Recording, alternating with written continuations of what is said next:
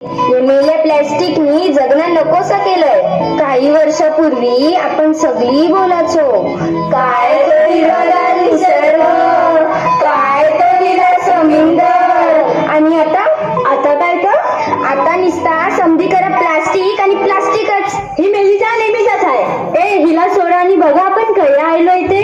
बाई काय मस्त सजविलाय हॉल. आणि ते बघ सगळ्या गौऱ्या सजून आल्या. बंगला गावात खेळायला आपण काय बोलत बसले आहोत. चल खेळायला जाऊ. चल चल लवकर चल. जय देवी मंगळा गौरी